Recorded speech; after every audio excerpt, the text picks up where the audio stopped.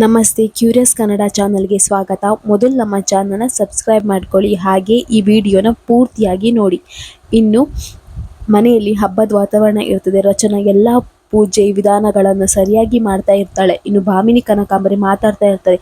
ಈ ರಚನಾ ಏನಾದರೂ ಒಂದು ತಪ್ಪು ಮಾಡಬೇಕಲ್ಲ, ಆವಾಗ ಅವಳಿಗೆ ನಾವು ಬುದ್ಧಿ ಕಲಿಸ್ಬೋದು, ಸರಿಯಾಗಿ ಅವಳಿಗೆ ನಾವು ಬುದ್ಧಿ ಕಲಿಸ್ಬೋದು ಆವಾಗ ಹೇಳ್ಕೊಂಡು ಯೋಚನೆ ಮಾಡ್ತಾ ಇರ್ತಾರೆ. ಇನ್ನು ರಚನಾ ಎಲ್ಲ ರೀತಿಯ ಪ್ರಸಾದ ನೈವೇದ್ಯ ಎಲ್ಲ ಮಾಡ್ತಾಳೆ, ಮಾಡಿ ಎಲ್ರಿಗೂ ಕೊಡ್ತಾಳೆ, ಹಾಗೂ ದೇವರಿಗೆ ನೈವೇದ್ಯ ಇರ್ತಾರೆ. ಆಗ ರಚನಾ ಅಂದ್ಕೊಳ್ತಾಳೆ, ಹೌದು, ಇದನ್ನು ಹೇಗಾದರೂ ಮಾಡಿ ನನ್ನ ಅತ್ತೆ ಕೊಡ್ಬೋದಲ್ವಾ, ಮೊದಲನೇ ಬಾರಿ ನಾನು ಈ ವ್ರತ ಮಾಡಿದ್ದೇನೆ, ಹಾಗಿರುವಾಗ ಈ ಪ್ರಸಾದನ ಅತ್ತೆ ತಿನ್ನಲೇಬೇಕು, ಅತ್ತೆ ಇದನ್ನು ಸೇವಿಸಲೇಬೇಕು.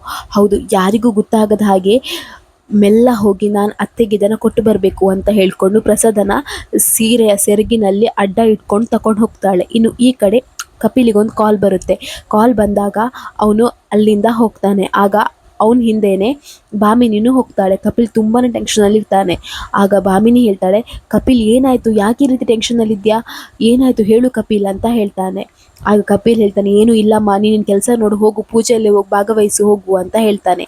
ಆಗ ಭಾಮಿನಿ ಹೇಳ್ತಾಳೆ, ಕಪಿಲ್ ಏನಾಯಿತು ಹೇಳು, ನೀನು ನನ್ನ ಮಗ ಕಣು, ಏನಾಯಿತು ಹೇಳು, ನಿನಗೆ ಏನೇ ಆದರೂ ನಾನಿದ್ದೇನೆ ನಿನ್ನ ಜೊತೆ, ಏನಾಯಿತು ಹೇಳು ಕಪಿಲ್ ಅಂತ ಹೇಳ್ತಾನೆ. ಆಗ ಕಪಿಲ್ ಹೇಳ್ತಾನೆ, ಅಮ್ಮ ಇನ್ನೇನು ನಾನು ಅರೆಸ್ಟ್ ಆಗ್ತೇನಂತ ಹೆದರಿಕೆ ಆಗ್ತುಂಟಮ್ಮ ಅಂತ ಹೇಳ್ತಾನೆ.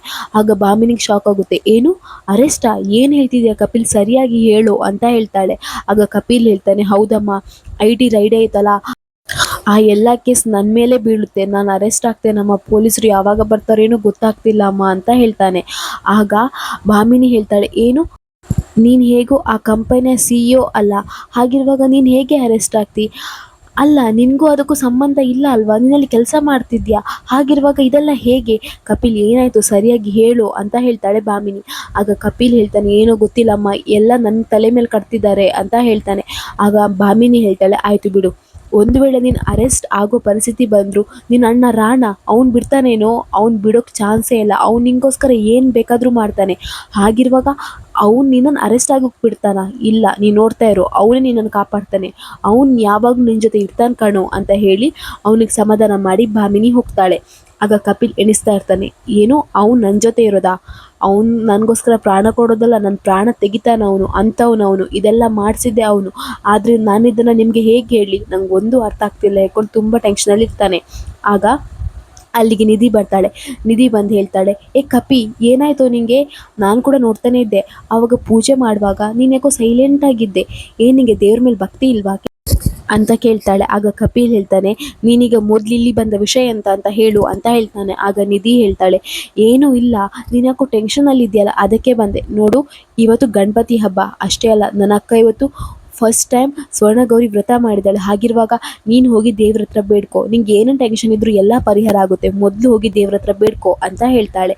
ಇನ್ನು ಕಪಿಲ್ ಯೋಚನೆ ಮಾಡ್ತಾನೆ, ಹೌದಲ್ಲ ಈ ಗಿಣಿ ಹೇಳಿದ್ದು ಸರಿಯಾಗೇ ಇದೆ, ಹೌದು ನನ್ನ ಜೊತೆ ದೇವರಿದ್ದಾರೆ, ನಾನು ಹೋಗಿ ದೇವರಿಗೆ ಬೇಡ್ಕೊಳ್ತೇನೆ, ಇಷ್ಟು ದಿನ ಅಣ್ಣ ಅಣ್ಣ ಹೇಳ್ಕೊಂಡು ಮೋಸಗಾರನ ಹಿಂದೆ ಇದ್ದೆ, ಇಲ್ಲ ಇನ್ನು ನಂಬಲ್ಲ ಅವನನ್ನು, ಇನ್ನು ನನ್ನ ಜೀವನ ನಾನೇ ನೋಡ್ಕೊಳ್ತೇನೆ, ನನ್ನ ಜೀವನ ನಾನೇ ಸರಿ ಮಾಡ್ಕೊಳ್ತೇನೆ, ಇನ್ನು ನನ್ನ ದಾರಿ ನನಗೆ ಅಂತ ಹೇಳಿ ಅಲ್ಲಿಂದ ಹೋಗ್ತಾನೆ.